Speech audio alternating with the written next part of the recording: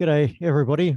David Lee here, and guess where this project or workshop is coming from is an output from the FWPA funded project, which is mid-rotation Resi tool development. And what we're doing is we're just trying to update people on where recent progress and changes with the Resi tool. Now Jeff's going to run through a range of different topics over the next hour and a half. And what I'll try and do is I'll try and be moderator, and so Jeff can concentrate on presentations and stuff like that, and I'll be looking at questions that come in. So what you can do is you'll see down the bottom, there's a range of different icons that you can pick up, and one of them is a chat icon.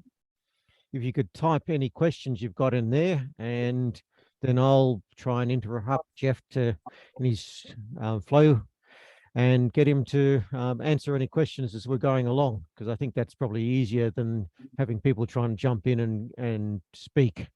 And so if everybody could make sure that they've got their microphones turned off and just put, like I said, comments into the chat box, and hopefully we'll have some good feedback and everybody will be able to learn a little bit about the current version of the web platform and maybe some of the directions we might be taking it into the future. So I hand it over to you, Jeff. Okay, thanks, Dave. So a lot of the motivation for this particular training session came because as Resi's now becoming more used out in the field, more of the within industry people and contractors are starting to use the instrument and the web platform. So it's just an opportunity to take people through, I guess, a training session on how I would use the platform, some of its features that people might not be aware of. So what I'm planning to do today is just share my screen and run through a series of trace processing options that people can follow along with, recording questions as we go. And I've asked Dave as the moderator to interrupt with any questions that are necessary that he thinks are appropriate for better explanation at the time. But some of them will be left for the end of the session if we don't cover off on everything that people want to ask questions about. So I'm going to share my screen here and making sure everyone can see what the screen is. Yep. So I'm running this on my local computer. It's basically the same version as in the FWPA-4 web platform on the internet. And I'm assuming many or most of you have had some experience with this. So the first thing I want to point out is the user manual. And I realize updates of screens and that kind of stuff is a little bit slow, so I'll try not to rush through these things too quickly. There is a user manual embedded. It's reasonably current. It was revised in January 2023 for version 4.30. It's not, there's a few other things in there now that I'll have to update that soon. And one of the things we added in this version was Appendix 1. And that was a suggested approach to processing Resi traces. And this is what I want to work through today. So this came, I put this in response to a request from Forest Corp New South Wales, where they were trying to get some standard approach to handling Resi traces. And so this is just a guide, a suggestion, if you're a new user, to get started with how to use the platform. And then as you get comfortable, depending on the questions you're trying to answer or the uniqueness of your traces, then you can develop your own approach. So I'm going to upload now 30 traces, which come from a Radiata Pine set from Forest Corp New South Wales. And just uploading this because it's quite a nice clean data set. It gives us a nice annual ring structure, and it's a good one to start off with.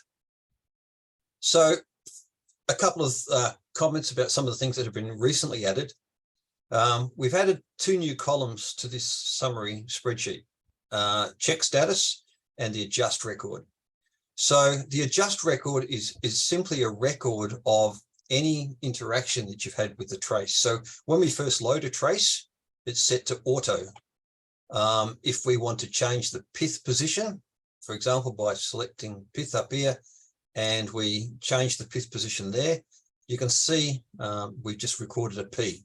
So, and if we wanted to then change, say, the entry cambial position, like that, it has an E, and if we wanted to change the exit cambial position, for some reason, it has an X. So it gives you an idea of what's been done. It gives you a record of what has been done onto the trace, so that if you come back to this data set at a later time, you've got some idea of what's going on.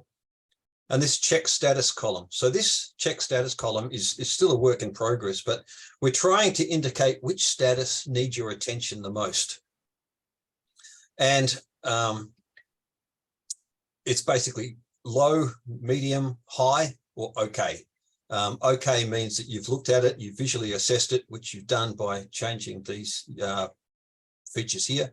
And so it assumes that because you've looked at it, you're happy with it, and it's got an okay status.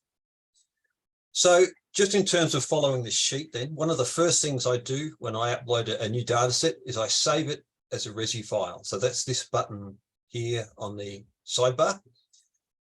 Depending on how you've set up your browser, you can navigate to a whole wherever you want to keep your traces. And I had this set up before, and then I changed something. And so we will save it as example set, and I'm overwriting now something that I've already saved, and it'll ask you, do you want to replace it? So by default, it will come up with a date, but you can edit that name and save it to whatever you want. So that means you basically saved all of your traces into one file, along with this sample summary table as well. The next thing I would do is I'd select only the pith to bark traces. So if you've got trees where you haven't been able to drill all the way through, or for some reason the software hasn't detected the trace type properly, these are the traces that are going to be most likely to be need to be checked. And you'll see typically pith to bark traces all have this high check status. Oh, good. We use different software. So I'm hearing a question. So I'll just, Daniel, is that a question you're asking, or as you, yeah. I'm not, he might have been talking to somebody, I think. I think he's got his microphone on, off. Yep. Okay. You can change it to off manually if you click on his icon. Okay. Power. Mute. Yes. Wow. That's good. Okay. So where was I? So we're checking the pith to bark traces. So this filter here just allows you to select only the pith to bark traces, and then we can actually just step through and look at them all. And typically with pith to bark traces, it's going to have most trouble identifying where the pith location is. So we've got this step through to change pith location. If I hit yes, I can then go to that and step through, and it will mark the pith and then step forward automatically to the next trace. So if I go backwards using this retreat button, you can see it's put the pith where I've wanted it to. So we can navigate through doing pith advance, and you can see as in this adjust record here, we're using PA. So that's, you've marked the pith using this automatic function. And we can step through the traces and just mark the pith location. Some of them can be a little bit tricky, and takes a bit to get your eye. And so what I'm looking for when I'm marking the pith, I'm looking for a degree of symmetry between the left-hand side and the right-hand side to get some idea of where the pith location would be. If you think about how you're taking a trace, you're drilling through the tree, you're not always going to hit the pith. In fact, most of the times you're not going to hit the pith. So depending on how far you miss the pith by will dictate the sort of pattern that you're going to get there. I can hit advance, and you can see here we've hit the pith. Oh, we just about hit the pith, but this trace is an interesting one. So in this trace, it's been traced, it's categorized as pith to bark. And the reason for that is, in this particular case, is that that flat line where it's exiting the tree is not long enough for the software to detect it as a flat line coming out of the tree. And so this is something you want to be aware of with when you're taking a trace or when you're instructing your contractors, is that often you get through in hurry mode, you see the trace, you can see it's come out of the tree. And if the bark density is quite low, then it looks like you've gone through the tree, but you're actually starting to withdraw too early. So just basically, once you see it coming through the wood, count a second or two, just to give it a little bit more time to get that flat line. But we can correct that trace using this diameter over bark option here. And what we're going to do here is we're going to click on this black trace where we think the exit location is. So we've got a current density of 394. If we click on the trace, we're now adjusting it and our densities come up to 400.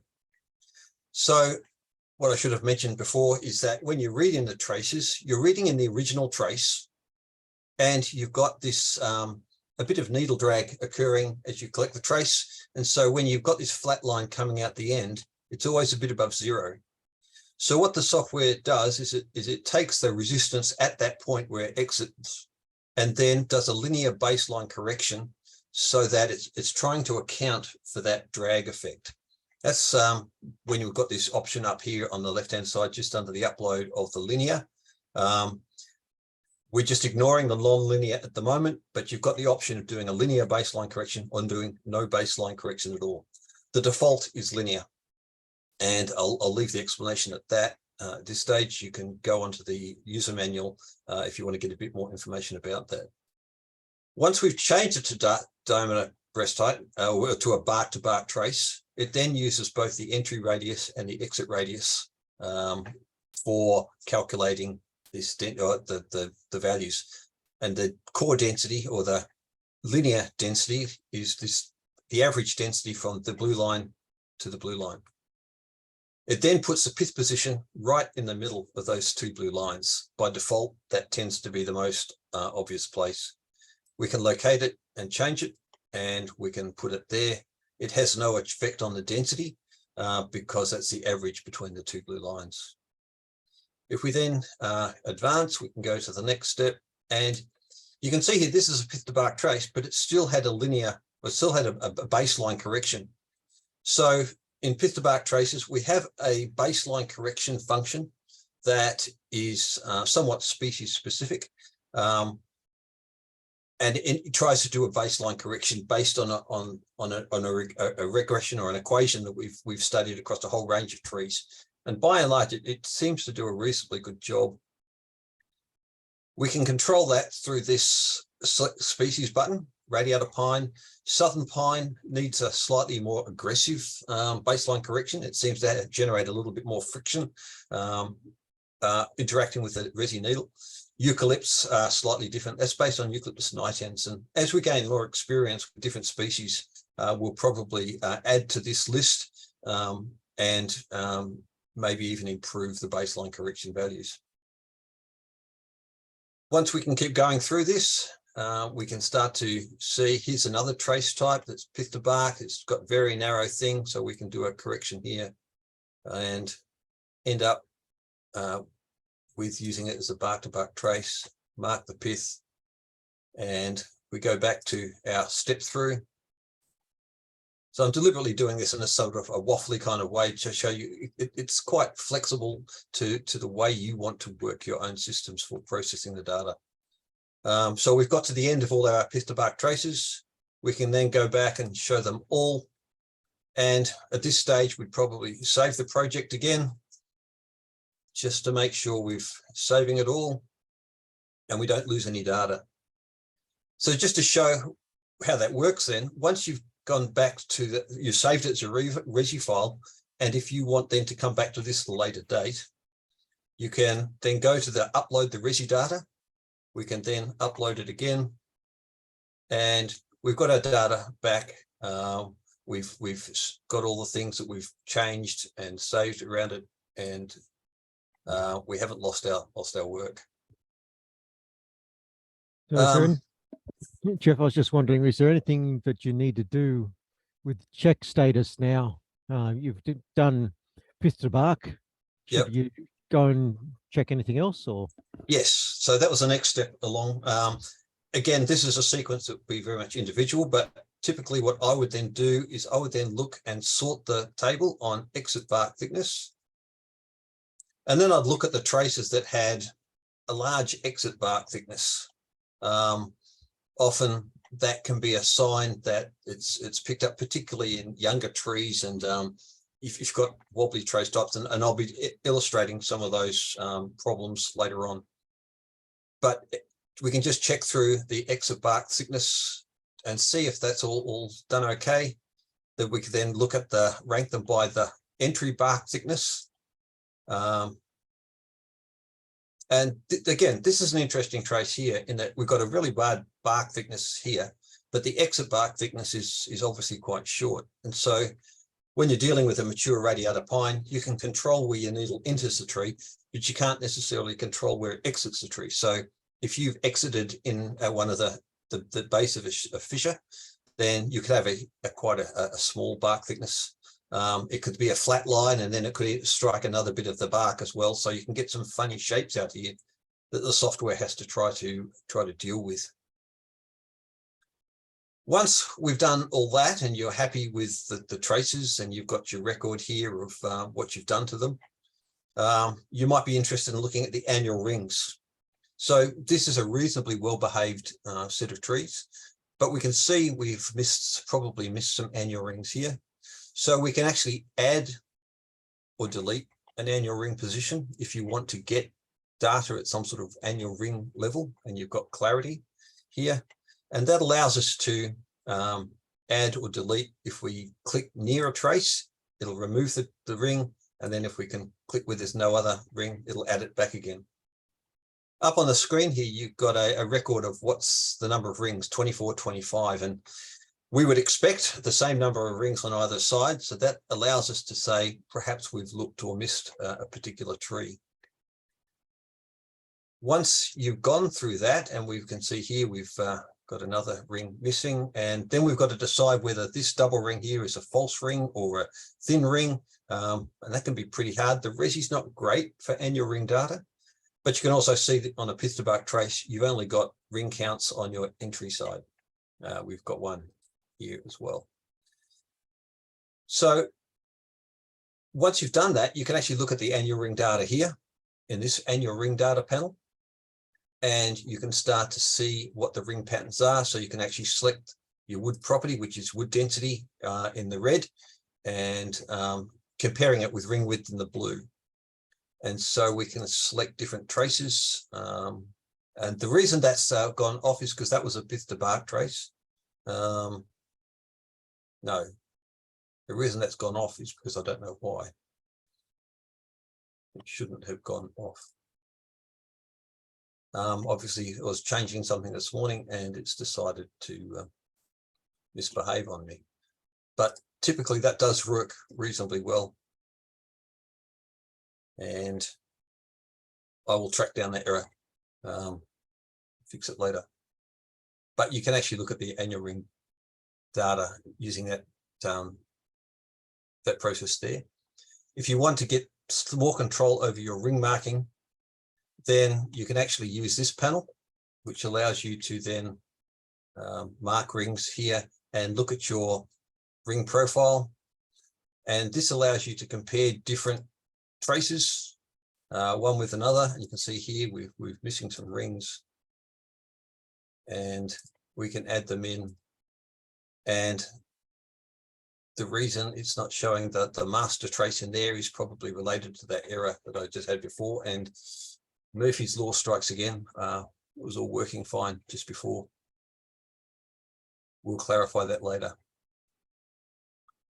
So just running down some of the other aspects of this side panel, most traces don't give you good annual ring structure. It's hard. So you've got the option, instead of looking at annual ring averages, you can look at them in intervals.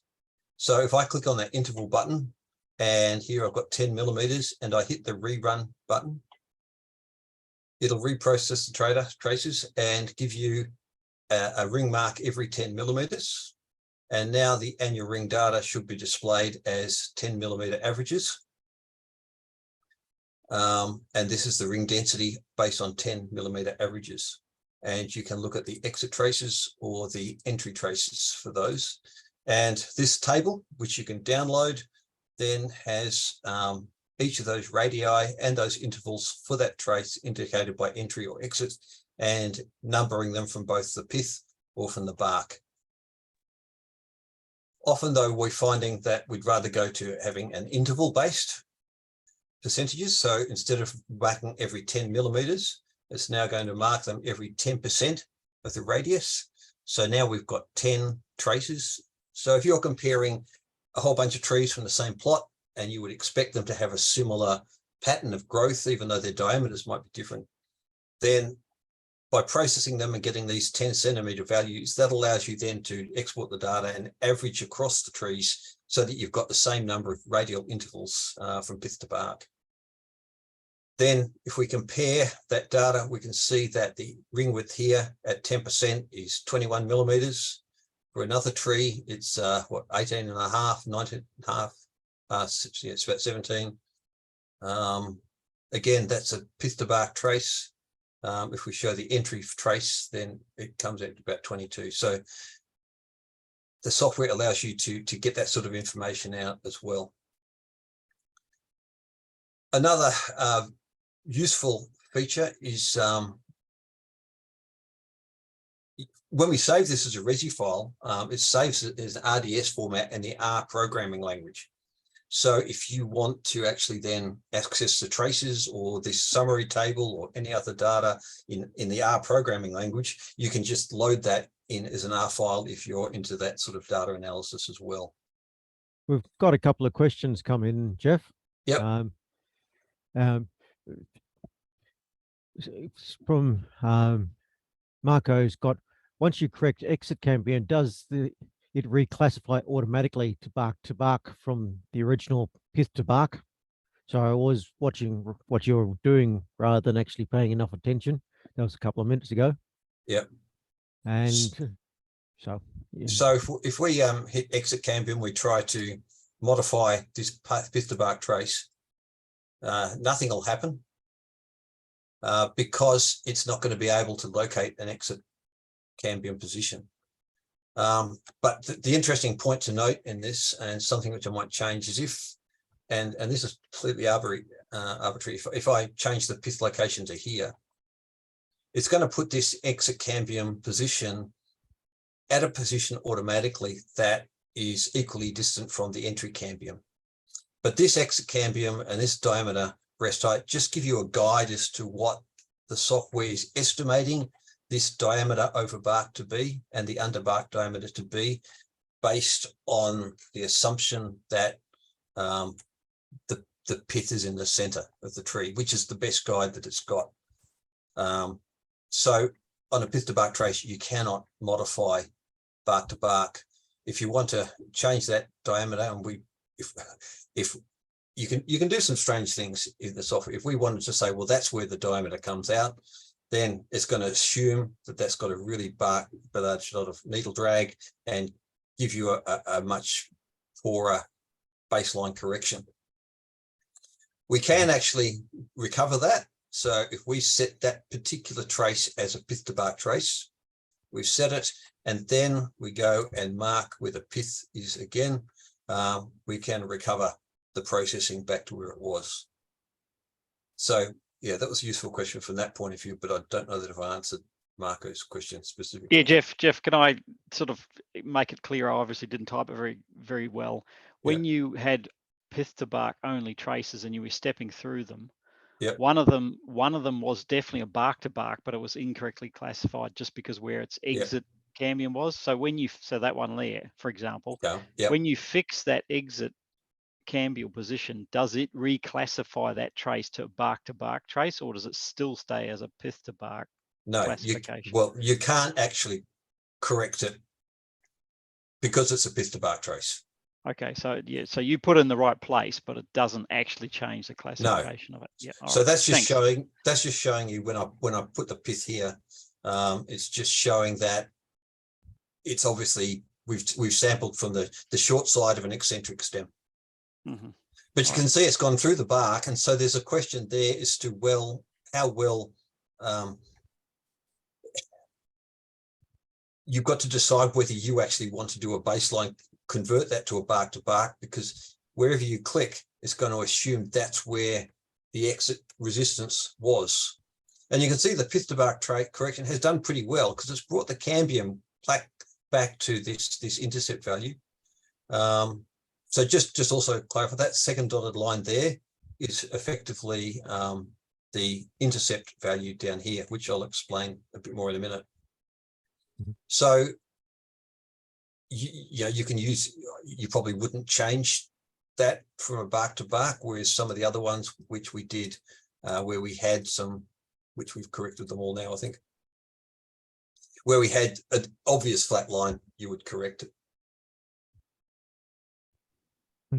Mark Okay. Dietrich's also asked, in Southern Pine traces, is that now available for the group? I'll come to the Southern Pine traces next. That's okay. Right. But I guess he was just asking whether people could analyze using the Southern Pine algorithms. That's not something that HQP, who paid me to develop them, have authorized as yet. So we might take that conversation offline if that's okay. Yeah, for Stephen Elms here. Yep. If you went back to your example that you were changing at the start here, where you said you wouldn't set the bark exit. Yep. Why wouldn't you do that? Can you just step back? I think it's I can. back there. To me, it would make more sense to, it's very clear where the wood finished, and I'm really more interested in the wood than the bark. But Yes. if I could get that blue line across to the edge of the wood, then I would think that I've got the best estimate of density for that tree. And I don't really care whether I've got the edge of the bark right. Yeah, okay. Am I being overly simplistic? Well, no, there's programming complications and choices in that.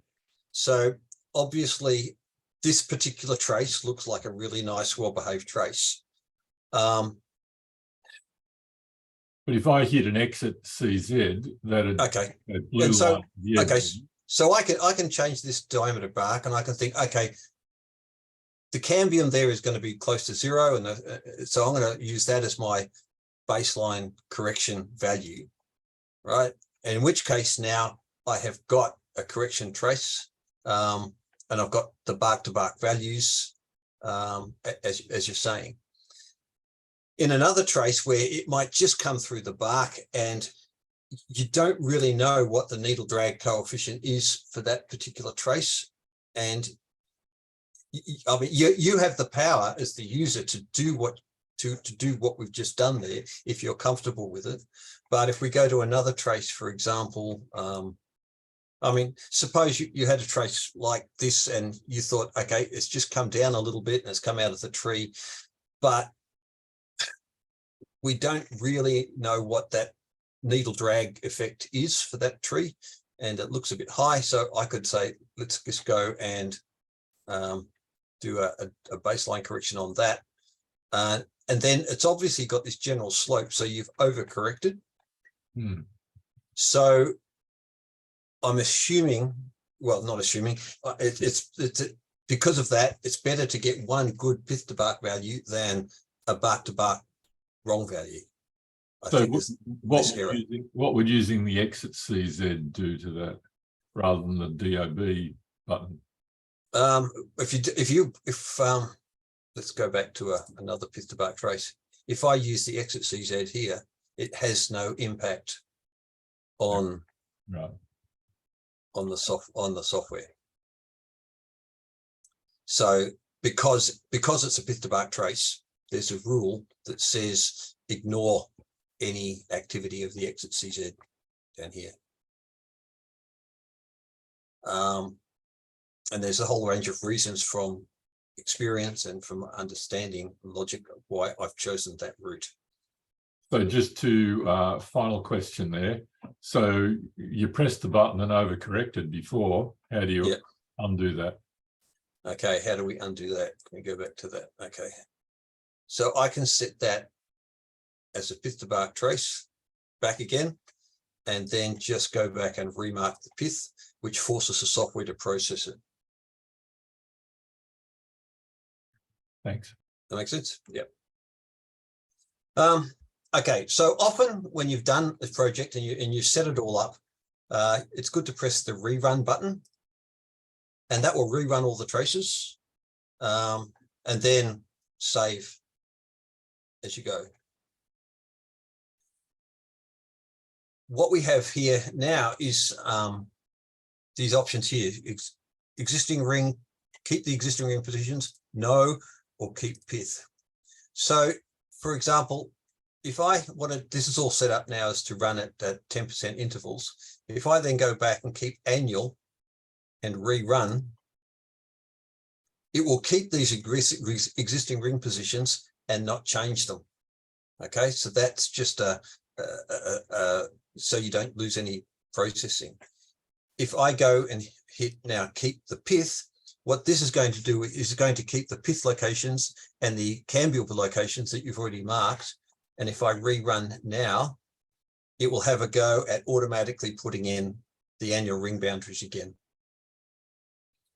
If I hit no here and rerun, it will rerun the whole project just as if you'd read it in for the first time. So now we've got all of our traces where we had corrected them, but they've all gone back as if they'd just been reread for the first time.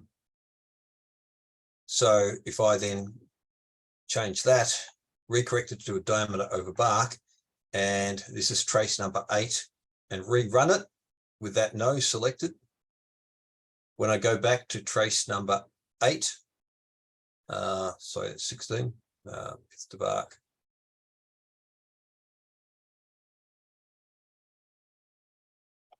Trace number 8, it's been set back to pith to bark. So if we correct that again, and I hit keep pith and rerun it, it'll keep that trace type correction, but change it to whatever intervals you set. So most of this stuff has been designed to give you the flexibility to do what and get the data that you want. These tree classes, the various models for predicting acoustic wave velocity and MOE, which I think many of you are familiar with and are explained in the manual. This select density conversion linear log, this doesn't have any impact at the moment, but this is something that we're probably going to change into version 5 based on work that Dave Lee and Villis up in Queensland have been doing. Effectively, when we are converting from Resi trace, which is in percentage values of amplitude, it's using these coefficients to actually turn it into a density value.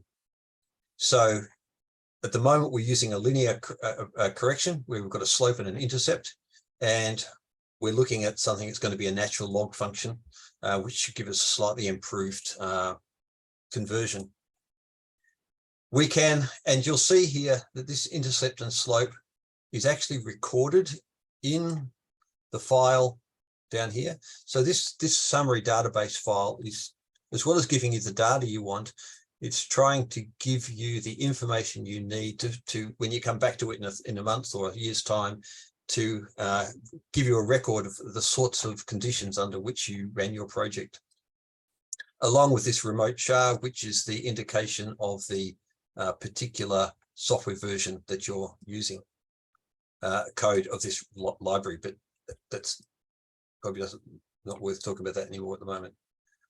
If you want to just get actual Resi values, you can actually then change the slope to 1 and the intercept to 0 and hit fix coefficients and rerun. And that allows you to get the data. All this density data is now in percentage amplitude units. If you want to work in other amplitudes, it just in raw Resi values. Having said that, we've also got this standardized button here. So what the software is trying to do here is standardize for the effect of RPM and feed speed. So you can see here we're recording a feed speed of 2000 millimeters per minute and an RPM of 2500 in this particular data set. What the software will try to do is standardize the trace to remove if you've changed this at all, if you changed to 150, or typically what we're advising now is use 3500 RPM. It's trying to bring it all onto the same basis so that we're removing the effect of sampling conditions. And again, the software tries to do that, and in version 5 we'll be uploading an improved version, which was based on the report that the PSC steering committee saw in the project from last February. Instrument specific, if we go back to that again and rerun it, it will then go back and use the coefficients for that particular instrument. So if I know what the instrument coefficients are for your instrument and have uploaded them into the web platform's lookup table, it will use those. If not, it will use default values. So we're just going to have a look at some Southern Pines now. Let's go back and have a look at a few Southern Pine samples. So this is used with permission from HQP. And not all trees have nice, clear ring structures. And Southern Pines, you can see that because the instrument knows that the Resi code here that's being used is associated with a particular company which works with Southern Pine, it would automatically change this species selection to Southern Pine and record that in this resource type here, Southern Pine, along with the baseline method and whether it's been standardized or not. So if we look through some of these traces, we can see it's a pith-to-bark trace, and you can see the ring structure is really poor. And I've included a selection of traces that have caused problems. And this particular one was a particularly low density tree. It was sampled back in 2016. So this was probably one of the ones that Marco took originally. Got a core density of 390 according to the slope and intercept that's currently associated with this particular Resi instrument. But you can see it's actually picked up, it's put the entry cambium in the wrong spot. And what the software here is doing is it's trying to differentiate between a lower density bark after having tried to find where the cambium was, and then put the cambial position at a place where the cambium is turning into solid wood. If we've got a low density value, or if you hit a resin pocket, for example, not far into the bark, it can cause errors. So we can just simply correct that here. And so what we've seen in this particular trace is actually changed it. It's checked the check status okay, and it's shown that you've marked the entry position, and we can change the pith location. And now we've changed the entry cambium and the pith, and we can go on to the next trace. This is from a PD 500, got a very long tail.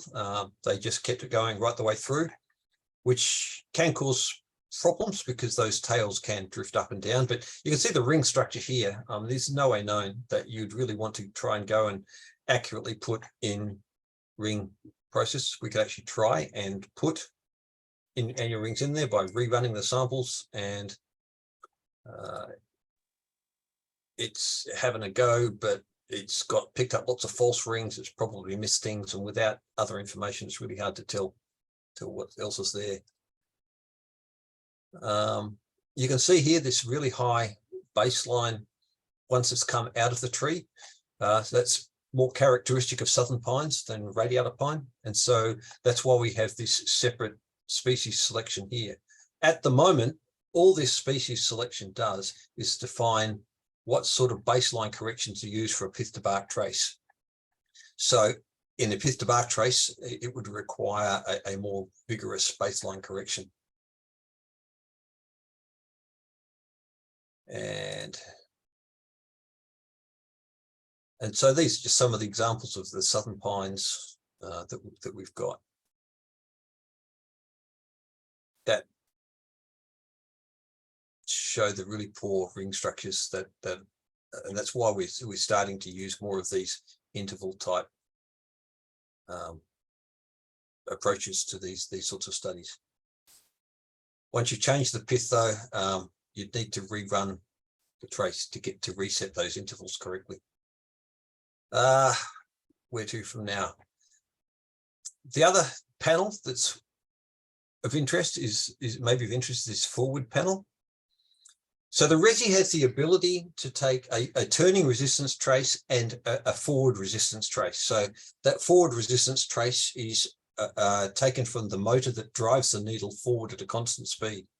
So you can get two types of resistance traces, one to the needle turning and one to the needle tracking forwards.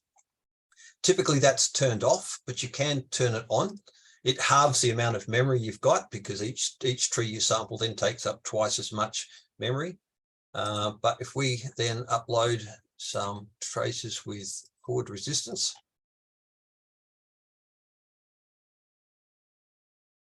we can then have a look at those and we can start to see that we've got a turning resistance in the red and a forward resistance in the blue. And we've only really just started having a look at what information we might be able to get out of this. IML have indicated that it might tell us something about moisture content variation around the area of heartwood sapwood detection. Haven't really seen any evidence of that in the traces that I've looked at, but it does allow you to get some other insights into the trees. For example, typically the blue trace, the forward resistance is always a bit lower than the red, but why does it go higher and what does that mean, and what other metrics can we get out of this trace that might be useful for various commercial reasons? So that's something that we're still exploring. We're producing a whole lot of information there that we haven't really had a chance to work out what it means yet. The ring marking, I've already described that, and the annual ring data. Now it comes to the R sawmill, and this is, again, it's been there from the start, but it's a way of trying to get some more information out of the data, and there's still a debate among us as to whether it's actually useful or not. But what it's trying to do is it's trying to process the trace. At this time, it's only using the entry radius and give us some information about the various structural grades that are represented in the trace. You can visualize it in two ways. The source sim is the default here, which basically then processes the trace and marks where it turns from one structural grade to another.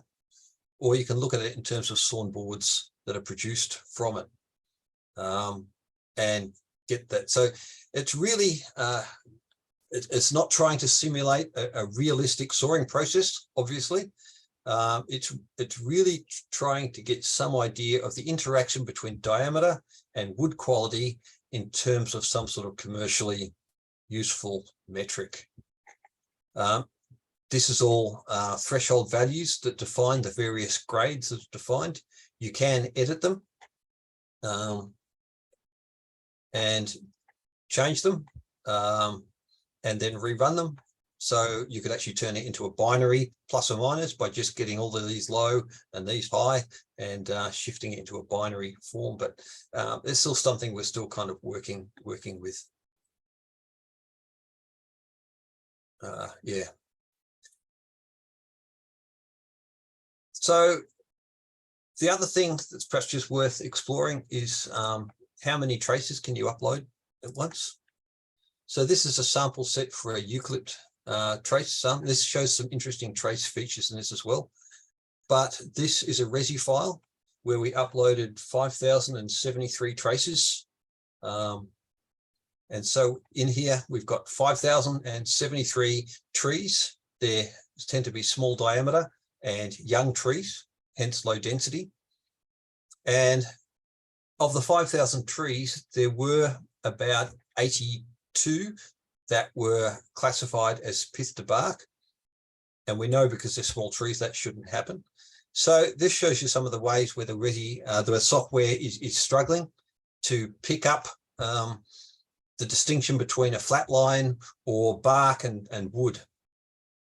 And so what we can see here in this particular trace is sometimes if the person taking the trace moves a little bit, you can get these bumps up here, which can confuse the software.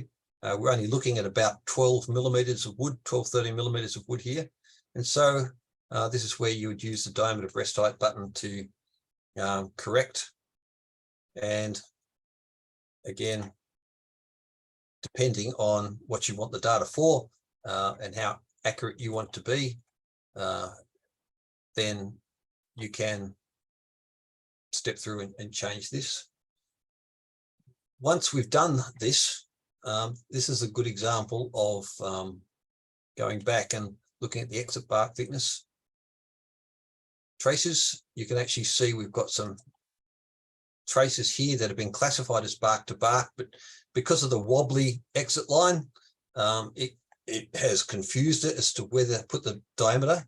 And one of the valuable metrics out of this, particularly for breeding trials, is diameter. So you may need to go back and use that metric to modify that exit bark thickness to get it correct.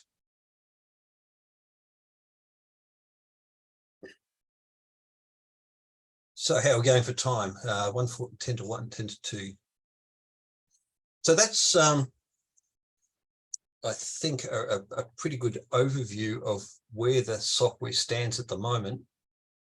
What I'd like to cover, if there's no other questions at this stage, David, is something that we're working on at the moment. Yep, no other questions have come through, but perhaps if anybody has any questions for Jeff now, it might be a worthwhile point to jump in. Astounding silence. Okay. Oh no, so here we go. Evelyn has just put it in. If we want to use the Resi tool that has been calibrated in South Australia, is it still necessary to recalibrate the tool in Tasmania, given the trees are the same species? At this stage, I'd say not.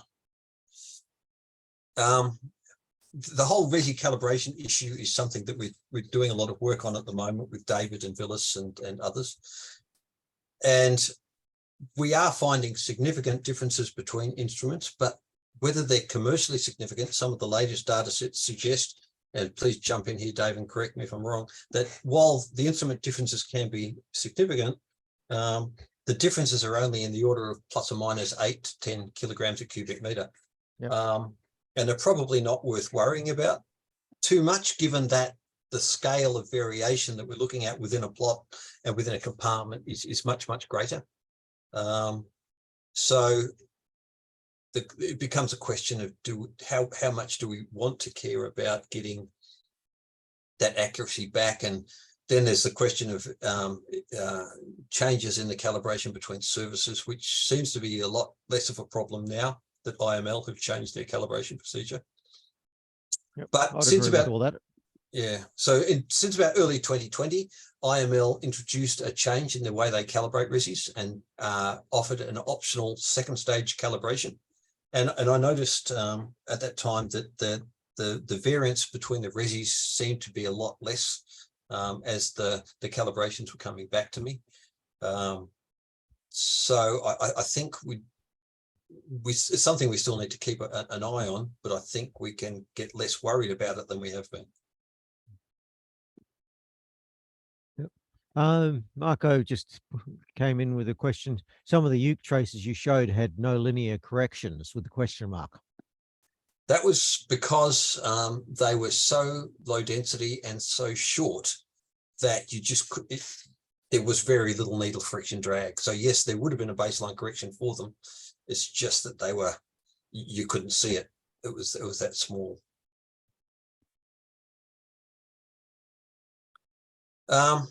So one of the things we're working on at the moment is this particular idea of, if we've got diameter measurements that we've taken off a PSP, for example, over time, can we partition the Resi trace to give us an idea of what the wood density was over that time? So what I've got here is a data set that we're just playing around with. So, and it's something that I'm working on with Dom Kane around a genetics trial up in Queensland and developing this panel for him. So here we've got diameter measurements made of traces over time. And so I've actually made this data up, but in terms of getting real data, if you had a whole lot of resi traces that you'd processed, you can download that file, you can get the file names and make sure they're associated with the diameter for that particular tree, a plant date, and whenever you've made a diameter measurement over time. We can then process the resi trace to give us some idea of what the cumulative density was. So if we'd sampled a disc at the or a core, a bark-to-bark core at that particular sampling point, the density would have been about 410. If we go up to, in 2010, it would have been about 460. And so we can get a track record of what each of these traces was over time. And then I've just introduced this sawmill cycle where this will actually run the traces for each of those radial positions and give you some idea of when, as a function of its radius, various grades of stress of timber value or timber properties came in. So we can start to see here how these particular traces varied in terms of when valuable wood properties started to come in about here, radial length 10. Now there's still some bugs and issues. It's still something we're developing and exploring and working on the logic of, but that's something that we are trying to get as well. This toggle here allows you to toggle between the segments data of the density and the actual outputs of the sawmill cycle for each radius as we've gone, and we're incrementing the radial length here in 10 millimeter intervals. So the first 50 millimeters of radius we run through the sawmill, then we add this, do the 60 and then the 70 and the 80 and build up a progression of how it's been sawn in this process here. I think that's all I wanted to go through at this stage. Introducing some of the newer features that are happening. We're always open to suggestions, and a lot of these features have come from suggestions of users where we've tried to help them to get the data processed in the way they want it. So yeah. Look, I think, Jeff, you covered that really well. One of the things, I guess, for me is, as if you're a learner, what is, is there something that you'd really recommend that people do? And would that be just start with the user manual and that appendix, or yes, yeah, I think I'd start with this user manual and just go through this suggested approach. Again, it's probably I think I've got a few edits to add to it based on a discussion I had a while ago with Duncan and some others from Forest Corp. But yeah, it's start from there and just play around. And apart from time, you can't really lose anything. As long as you keep saving your resi work, so that you can basically, you've still got your original traces, you can upload, you can save them again, you can save your resi processing at various stages so that you don't lose anything. So yeah, just play with it. And if it breaks, if something snaps, if you can help me understand the conditions under which it snapped or broke, then I can find the bugs and make it more stable. But I mean, I think by now this particular platform, this particular software has had probably several million traces run through it. And it does seem to be reasonably stable. One thing I know that in the past, people have had problems of uploading, you had the 5,000 odd traces there. Yeah. And what is there a reason people might find that, when they upload 1,000 traces that might crash the system? I think it's all Bill Gates's fault. No, I think I think internet connection is obviously a big problem. Breaks in internet connection, the longer you trace. That's a good point though, Dave. Something else I should remember. If you've got a large number of traces, say you've got 5,000 traces, if you break them up into 1,000 trace batches, you upload 1,000 traces. Then if you add to this existing project, so here we've got 11 traces. If I click that button and add another set of traces, then I've now got 41. And I can save that as another file. If I once I've got that, I can then add another set of traces. Let's go to, I don't know. I can keep adding traces. I can add them to the 5,000 traces, but I don't think I'll do that. But you can keep adding traces. Okay, so that was an invalid serial number. Yeah, so you can combine Resi files. So you can upload an existing Resi file and add it to the traces that you've already got loaded and save them as a single file. So if you've got a large number of traces that you're struggling because of the internet connection or one reason or another, it's probably safer to do it that way. Yep, that was good. Are there any more questions from anybody? Got 27 participants online. Thanks, Jeff. It's Dom here. That was a really good one with appending the Resi data sets to each other. That'll be useful. Question while it's on the screen here about the check status, and you went through, and I might have missed this, but you mentioned it registers okay if you made an edit in a just record. Yeah. Does it only put okay if you do that, or are there other circumstances in which it will flag something is okay? And also, how does it identify the high and low or any other categories that it uses in that field? Okay, so okay, it'll only put okay in there if you've had a manual interaction with the trace. Yeah. Okay, that's the only reason you'll see an okay there. Other than that, there'll be low, medium, and high. Trying to identify how to define those low, medium, and high categories is just at the early stages. So first of all, if it's a pith to bark trace, it'll be flagged as high. That's automatic. Right. What it's then going to do is it's going to compare the entry bark thickness and the exit bark thickness with some controlling issues around the length of the trace. And if the entry bark and the exit bark thickness are wildly different or largely different, and that becomes a threshold question of how much is different, then it might be indicated as high or medium.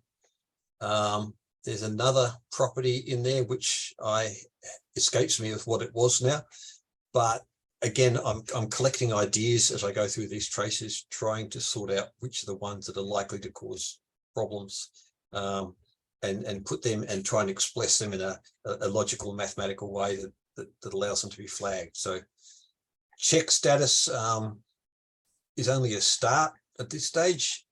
I just use it as a guide.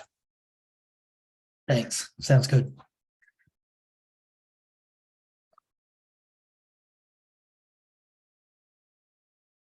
Got any more questions, anybody? Statements or thoughts on things that people would like to include? Just one other thing I probably should have mentioned is sometimes people would like to process all the traces the same as if they were all pith to bark. So this button here sets all the traces as pith to bark, regardless of whether they were bark to bark at all. And then if you rerun them, it will process them all as pith to bark, and therefore it will use the same linear baseline correction algorithm across all traces. So if you've got a large number of trees that are pith to bark and some are bark to bark or whatever, that's just another option you've got. I would save the Resi trace before that, because that's one thing it's more difficult to undo unless you go back to no and rerun them all as if you just read them in. Yeah, Jeff, with that checksum or check status rather, Yep. would you also look for highs and lows in terms of density or some of those other metrics and sort of use them to flag ones that should be checked? Just pick the top 1% or bottom 1%. That's a good idea. I mean, the other rule that I have got in there is looking at the ratio between the exit and the entry bar densities. And if the ratio is greater than 1.1 or at the absolute value, then that might be marked as a medium. But yeah, so what you're saying then is of a population uploading, we could flag the top 5% and the bottom 5% as mediums. Pick up those extremes and say you should just have a look at these. Yeah. So I really like the idea of using that button just to flag the most unreliable or extreme or doubtful looking traces, and then you could sort of just work your way down that list until you get the ones where you think, I'm not really changing anything here. I'm prepared to accept all the rest of the traces as okay, and I stop doing my checking at that point. Yeah. I mean, you can start playing around yourself too in terms of all the interactions that I do, how much does it actually change from the automatic? And, you know, some users, depending on their questions or their uses, that they are using just a fully automatic process. They're trusting the software completely. Phyllis chucked a question in there. He was wondering if the Resi coefficient option fixed versus instrument specific is working. Yes. Or not. Yeah, it should be. I mean, let's just change it to, 25 and 2, and we fix it and we rerun them. Then we should get some absurd numbers, which looks like we do. And it's recording as, where are they gone? Yeah, so slope 25 and 2. So yeah, I think it does seem to be working. I think there was an issue a couple of months ago where I'd done something for a brief period of time and it had stopped working. So maybe Phyllis has been scarred by that.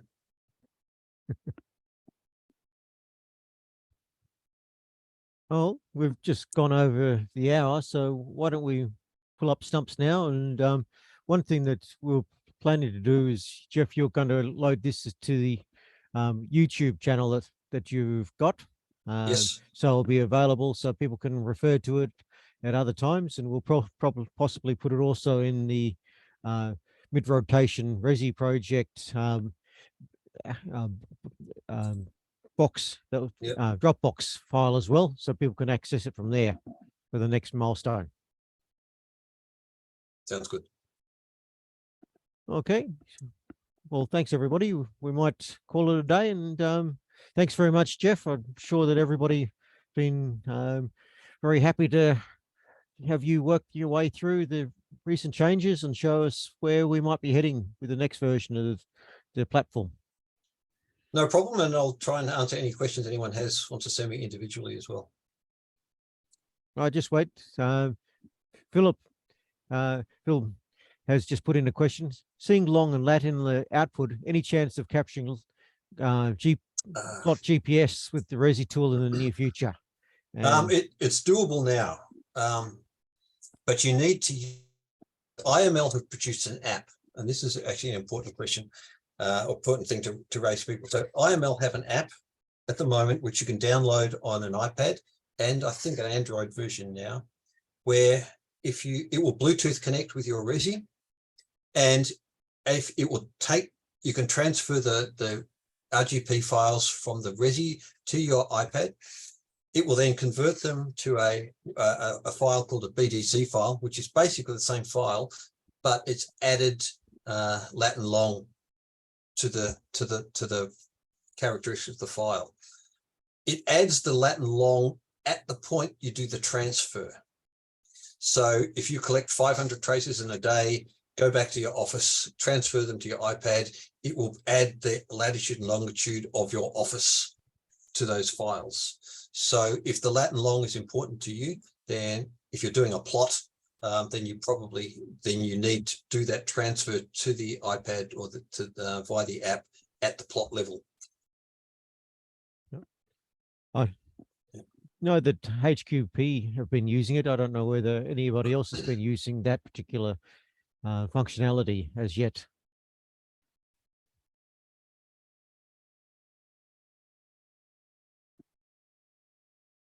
Well, Been working well for us. The only thing is, as Jeff said, yeah, it's best to upload regularly or transfer to your phone or iPad regularly through the day.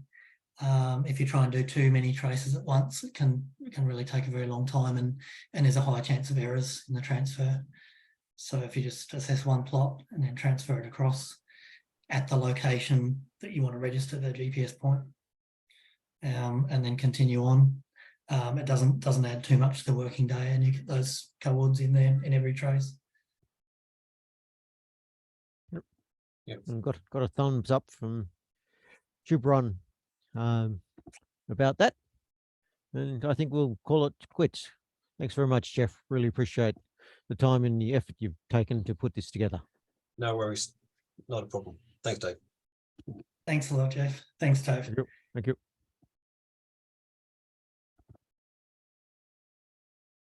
And you've got some claps and things like that coming through, and thumbs up. I feel a bit clapped out. No, that was really good, Jeff. It was Thanks, useful Jeff. to get some, get some refreshers on things that I haven't used for a while. So that's great. Yeah, no, that's good. Thanks, Dave, for moderating. And Well, look, hopefully helped.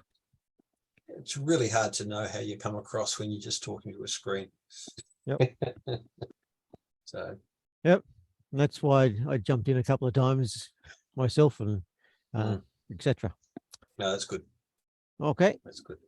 Well, have a good weekend, and we'll catch up next week. Yeah, I'll be in the field next week, but I won't be that's catching right. up with you guys. Yeah. We'll catch up on Friday or not? Probably not. No. Okay. No. So I'll probably cancel next Friday, and yeah, I'll be back. And it's Anzac Day, isn't it? So yeah, put up with Anzac Day. So That's the following week. that's the following week. Yeah. Yeah. Okay. Right out. Good on you. Thank Thanks, you, Right, Marco. talk to you next Thanks, week, guys. Dave. Right. Bye. Yep. Bye bye. Thanks, Marco. Bye.